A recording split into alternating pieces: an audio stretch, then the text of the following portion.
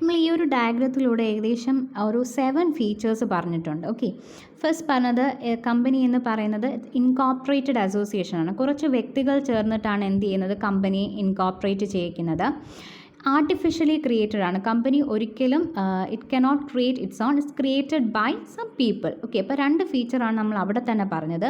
പിന്നീട് നമ്മൾ പറഞ്ഞു കമ്പനി എന്ന് പറയുന്നത് അതിന് പ്രോപ്പർട്ടി കമ്പനി വാങ്ങാൻ പറ്റും. അതിന് എന്ത് ചെയ്യണം, ഒരു നാച്ചുറൽ പേഴ്സൺ എന്ത് ചെയ്യാൻ പറ്റും, കോൺട്രാക്റ്റിൽ സൈൻ ചെയ്യാൻ പറ്റും. കമ്പനിക്ക് സൈൻ ചെയ്യുന്നത് എന്തിലൂടെയാണെന്ന് പറഞ്ഞു, it's through A common seal, and common seal is the official signature of the company. Third feature, 3 feature അവിടെ പറഞ്ഞു. ഇന്ന് നമ്മളൊരു ബിൽഡിംഗ് വാങ്ങിക്കഴിഞ്ഞാൽ കമ്പനിയാണ് എന്ത് ചെയ്യുന്നത്, ഈ ബിൽഡിങ് വാങ്ങിക്കുന്നത്. ഈ ബിൽഡിങ്ങിന് മേൽ ഈ മെമ്പേഴ്സിന്, അതായത് ഈ കമ്പനിയിലേക്ക് ഇൻവെസ്റ്റ് ചെയ്തിട്ടുള്ള ഈ മെമ്പേഴ്സിന് എന്തെങ്കിലും റൈറ്റ് ഉണ്ടോ എന്ന് ചോദിച്ചാൽ നോ. കാരണം കമ്പനി ഡിഫറെൻ്റ് ആണ്, മെമ്പേഴ്സ് ഡിഫറെൻ്റ് ആണ്. Company have A separate legal entity different from it's members. അത് 4th feature. And separate property, അത് 5th ഫീച്ചറായിട്ട് പറയാം. കാരണം കമ്പനിയുടെ property it belongs to company. ഈ മെമ്പേഴ്സിനൊന്നും തന്നെ എന്തില്ല, ഈ പ്രോപ്പർട്ടിന്മേൽ യാതൊരുവിധ അവകാശങ്ങളും ഇല്ല. ആൻഡ് അടുത്തതെന്ന് പറയുന്നത് കമ്പനി, ഞാൻ പറഞ്ഞു ബാങ്കിൻ്റെ കയ്യിൽ നിന്നും കമ്പനി ലോൺ വാങ്ങിച്ചു, അത് റീപേ ചെയ്യാതിരുന്ന് ഇൻട്രസ്റ്റായി. ബാങ്ക് എന്ത് ചെയ്യുന്നു, റീപേ ചെയ്യേണ്ട ഡേറ്റ് കഴിയുമ്പോഴത്തേനും ബാങ്ക് കോർട്ടിനെ സമീപിക്കുന്നു.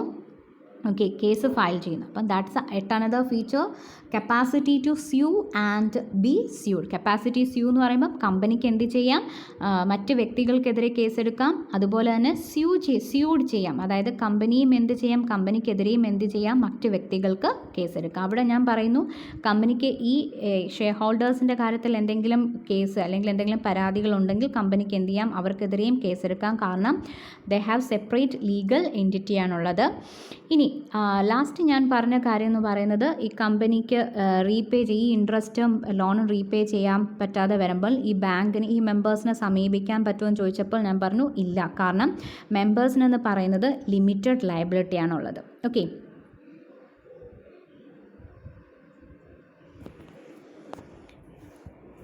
Okay, we can move on to the features of the company. അപ്പോൾ അവിടെ ഒരു 7 ഫീച്ചേഴ്സ് ഞാൻ ആ ഡയഗ്രത്തിൽ കൂടെ പറഞ്ഞു. ഇനി നമുക്ക് ഈ ഫീച്ചേഴ്സിലൂടെ ഓടിച്ചൊന്ന് പോകാം.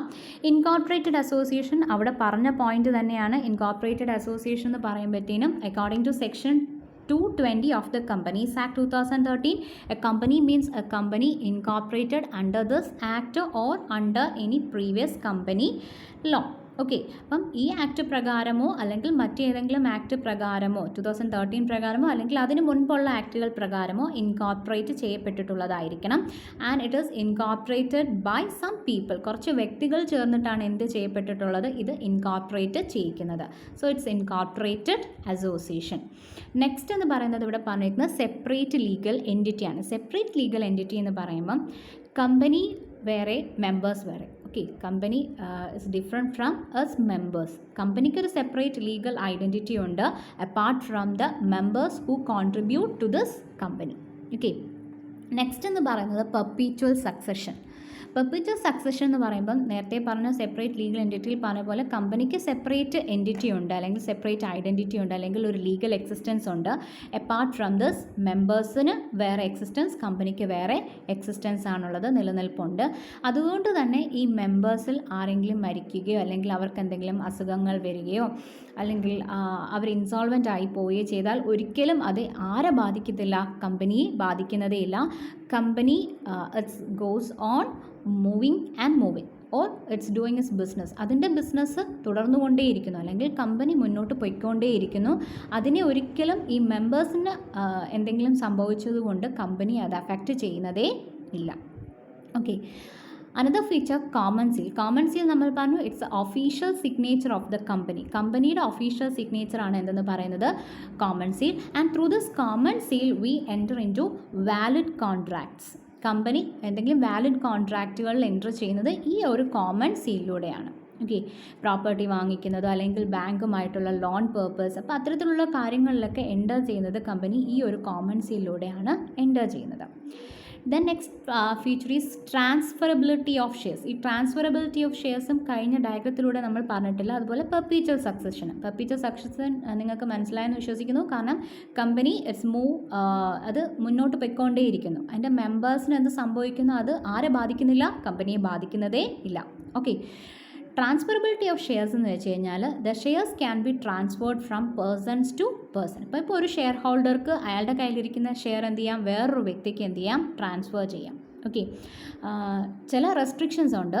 Some restrictions regarding according to the types of the company. Okay, അപ്പം കമ്പനിയുടെ അത് നമ്മൾ ടൈപ്സിൽ പറയും, ഇവിടെ നമ്മൾ പറയുന്നില്ല. പക്ഷേ എന്ത് പോസിബിളാണ്, ട്രാൻസ്ഫർ ചെയ്യാൻ പറ്റും, ഷെയർസ് ട്രാൻസ്ഫർ ചെയ്യാനായിട്ട് പറ്റുന്ന ഒരു ഫീച്ചറാണ്. ഓക്കെ, ഇനി അടുത്ത feature capacity to sue and be SUD.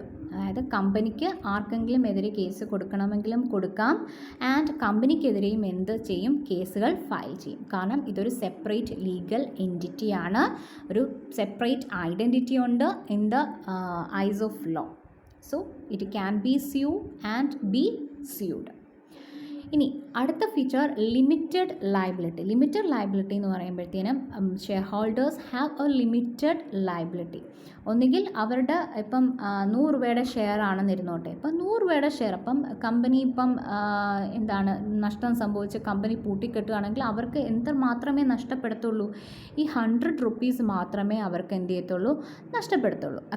There face value, അല്ലെങ്കിൽ അവർ കമ്പനിക്ക് ഗ്യാരണ്ടി ചെയ്തിട്ടുള്ള എമൗണ്ട്. ഇപ്പം ഇങ്ങനെ കമ്പനി വൈൻഡപ്പ് ആകുന്ന സമയത്ത് അവർ ഗ്യാരണ്ടി ഇത്ര എമൗണ്ട് നഷ്ടം എന്തെങ്കിലും സംഭവിക്കുന്നെങ്കിൽ തന്നോളാം എന്ന് ഗ്യാരണ്ടി ചെയ്യുന്ന എമൗണ്ട്, അത്രയും മാത്രമേ എന്ത് ചെയ്യുന്നുള്ളൂ, അവർക്ക് നഷ്ടമാവുന്നുള്ളൂ. അപ്പം or guaranteed amount or their face value of the shares, അത്രയും മാത്രമുള്ള ലയബിലിറ്റി ആർക്കുള്ളൂ, മെമ്പേഴ്സിനുള്ള. അപ്പം liability is limited to the amount of share amount they have invested or the guarantee they have given.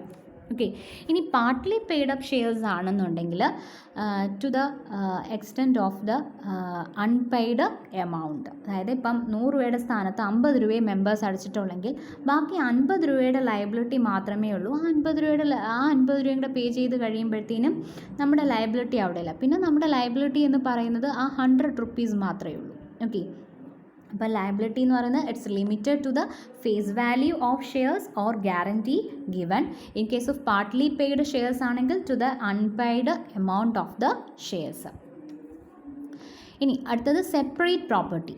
Separate property എന്ന് പറയുമ്പം members cannot use the property of company according to their wish. അപ്പം മെമ്പേഴ്സിന് ഒരിക്കലും അല്ലെങ്കിൽ share ഹോൾഡേഴ്സിന് ഒരിക്കലും എന്ത് ചെയ്യാൻ പറ്റത്തില്ല, ഈ കമ്പനിയുടെ പ്രോപ്പർട്ടി അവരുടെ ഇഷ്ടാനുസരണം യൂസ് ചെയ്യാൻ പറ്റത്തില്ല. കാരണം കമ്പനിയുടെ property it's belong to the company, not to the shareholders. കമ്പനിയുടെ പ്രോപ്പർട്ടി ഒരിക്കലും ആർക്ക് യൂസ് ചെയ്യാൻ പറ്റത്തില്ല, ഷെയർ ഹോൾഡേഴ്സിന് ഉപയോഗിക്കാൻ പറ്റില്ല. അതുപോലെ ഷെയർ ഹോൾഡേഴ്സിൻ്റെ പ്രോപ്പർട്ടി ആർക്കും യൂസ് ചെയ്യാൻ പറ്റത്തില്ല, കമ്പനിക്കും ഉപയോഗിക്കാൻ പറ്റില്ല. They have separate legal entity. ഇനി ആർട്ടിഫിഷ്യൽ പേഴ്സൺ എന്ന് പറയാൻ കാരണം company cannot create its own, it is created by some people. So it is known as artificial person. Okay, അപ്പോൾ ഇത്രയും ഫീച്ചേഴ്സാണ് കമ്പനിക്കുള്ളത്. Incorporated association, separate legal entity, perpetual succession എന്ന് പറയാൻ കാരണം company it's move on. Members മരിക്കുന്നതോ അല്ലെങ്കിൽ അവർക്ക് എന്തെങ്കിലും ഇൻസോൾവൻ്റ് ആവുമോ, അവർക്ക് എന്തെങ്കിലും മെൻ്റലി പ്രോബ്ലം വരുന്നതോ ഒന്നും ആരെ ബാധിക്കുന്നില്ല, കമ്പനിയെ ബാധിക്കുന്നില്ല. It move on doing its business. Common seal is the official signature of the company. As transferability of shares from one person to another person is possible. Capacity to sue and be sued. കമ്പനിക്ക് case കൊടുക്കാം, അതുപോലെ കമ്പനിക്കെതിരെയും എന്തെടുക്കാം, case എടുക്കാനായിട്ട് പറ്റും. Limited liability എന്ന് പറയുന്നത് മെമ്പേഴ്സിൻ്റെത് limited ആയിരിക്കും. അതായത് ഒരിക്കലും അവരുടെ പേഴ്സണൽ പ്രോപ്പർട്ടി എവിടേക്ക് വലിച്ചിഴക്കില്ല, കമ്പനിയുടെ ലോസുകൾ സെറ്റ് ഓഫ് ചെയ്യാൻ വേണ്ടിയിട്ട് യൂസ് ചെയ്തില്ല. അവരുടെ ലയബിലിറ്റി എന്ന് പറയുന്നത് it's limited to the face value of shares or the amount guaranteed. Separate property നമ്മൾ കമ്പനിയുടെ പ്രോപ്പർട്ടി ഒരിക്കലും ആർക്ക് യൂസ് ചെയ്യാൻ പറ്റത്തില്ല, മെമ്പേഴ്സിന് യൂസ് ചെയ്യാൻ പറ്റത്തില്ല. മെമ്പേഴ്സിൻ്റെ പ്രോപ്പർട്ടി ഒരിക്കലും കമ്പനിക്കും യൂസ് ചെയ്യാൻ പറ്റത്തില്ല. Artificial person because it's created by some people.